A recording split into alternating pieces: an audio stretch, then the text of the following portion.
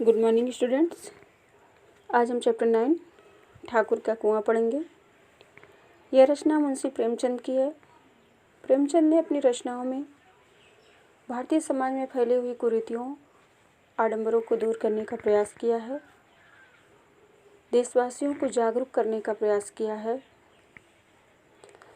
भारतीय समाज में छुआछूत, अस्पृश्यता की भावना एक कुरीति है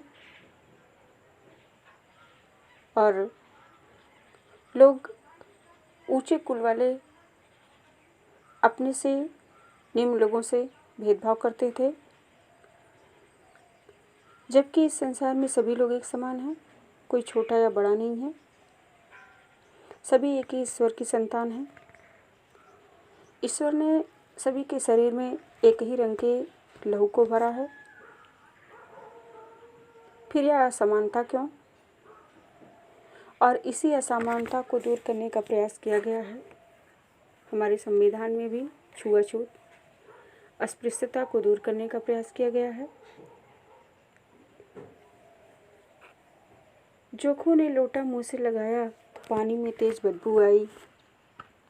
वह गंगी से बोला, यह कैसा पानी है, मारे बास के पिया ही नहीं जाता। गला सूखा जा रहा है और तू सड़ा पानी पिलाए देती है। लेखक ने बताया है कि एक निम्न जाति का जोखू जैसे ही पानी का लोटा मुंह से लगा रहा है तो पानी से दुर्गंध आ रही है। वह अपनी पत्नी से बोलता है कि यह कैसा पानी है, इसमें इतनी दुर्गंध आ रही है कि पिया नहीं जाता। प्यास के मारे गला सूख रहा है और तू सड़ा गला पानी पिला रही है। गंगी प्रतिदिन शाम को पानी भर लिया करती थी। कुआं बहुत दूर था, बार बार जाना मुश्किल था। कल वह पानी लाई तो उसमें बू बिल्कुल ना थी। आज पानी में बदबू कैसी? जरूर कोई जानवर कुएं में गिरकर मर गया होगा, मगर दूसरा पानी आवे कहाँ से? जब जोखू ने अपनी पत्नी से कहा कि यह पानी बदबू दे रहा है, दुर्गंध आ रही है। गंगी प्रतिदिन शाम को पानी भरती थी, इसलिए भरती थी क्योंकि कुआं बहुत दूर दूर था और बार बार जाना मुश्किल था। तो वह सोचने लगी कि जब शाम को पानी भर कर लाई तो उसमें दुर्गंध नहीं थी, बदबू नहीं थी, फिर यह दुर्गंध कैसे आई? लगता है कोई जानवर कुएं में गिरकर मर गया है। किंतु दूसरा कोई उपाय भी नहीं था, दूसरा कोई पानी लाने का कुआं भी नहीं था। ठाकुर के कुएं पर कौन चढ़ने देगा? दूर से लोग डांट लगाएंगे। साहू का कुआं गांव के उस सिरे पर है, परंतु वहाँ कौन पानी भरने देगा? चौथा कुआं गांव में है नहीं। जोखू कई दिन से बीमार है। कुछ देर तक तो प्यास रोक के चुप पड़ा रहा, फिर बोला, अब तो मारे प्यास के रहा नहीं जाता, ला थोड़ा पानी, नाक बंद करके पी लूँगा। लेखक ने बताया कि उस समय समाज में, भारतीय समाज में इस प्रकार छुआछूत की भावना फैली हुई थी कि बड़े बड़े लोग अपने कुएं से छोटे लोगों को पानी तक नहीं भरने देते थे। जिस कुएं से गंगी पानी भर कर लाती थी उसमें कोई जानवर मर चुका था। ठाकुर के कुएं पर पानी भरने की इजाज़त नहीं थी, दूर से ही लोग डांट कर भगा देते। साहू का कुआं गांव से दूसरे सिरे पर था, वहां से कौन भरने देगा? और कोई चौथा कुआं गांव में नहीं था। उसका पति जोखू कई दिन से बीमार है, अपनी प्यास को नियंत्रण में करने का प्रयास कर रहा है, किंतु बोला, प्यास के मारे रहा नहीं जाता, लाओ यह दुर्गंध युक्त पानी ही नाक बंद करके थोड़ा पी लेता हूँ। गंगी ने पानी नहीं दिया। खराब पानी पीने से बीमारी बढ़ जाएगी, इतना जानती थी। बोली, यह पानी कैसे पियोगे? न जाने कौन सा जानवर मरा है, कुएं से मैं दूसरा पानी लिए आती हूँ। गंगी ने अपने पति को पानी नहीं दिया, क्योंकि वह जानती थी कि यदि वह दूषित पानी पिएगा तो उसके पति की बीमारी और बढ़ जाएगी, उसकी तबीयत और बिगड़ सकती है। इसलिए वह बोली कि यह पानी तुम नहीं पी सकते, मैं तुम्हारे लिए दूसरा पानी लेकर आती हूँ। जोखू ने आश्चर्य से, विस्मय से उसकी तरफ देखा, उससे सवाल किया, उससे पूछा कि दूसरा पानी कहाँ से लाएगी?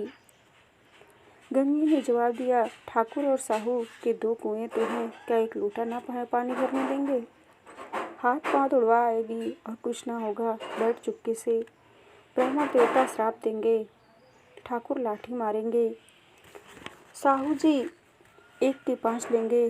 गरीबों का दर्द कौन समझता है? हम तो मर भी जाते हैं तो कोई द्वार पर झांकने नहीं आता। कंधा देना तो बड़ी बात है, ऐसे लोग कुएं से पानी भरने देंगे।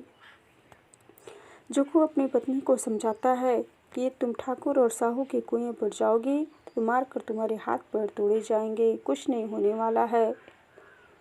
और हम गरीबों के, हम निम्न जात के लोगों के लिए कोई मर भी जाए तो बड़े लोग उनके दरवाजे पर झांकने नहीं आते। कंधा देना, उनकी सहायता करना तो बड़ी दूर की बात है। भला वो लोग तुम्हें पानी क्यों भरने देंगे। इन शब्दों में कड़वा सत्य था। गंगे क्या जवाब देती, किंतु उसने वह बदबूदार पानी पीने को ना दिया।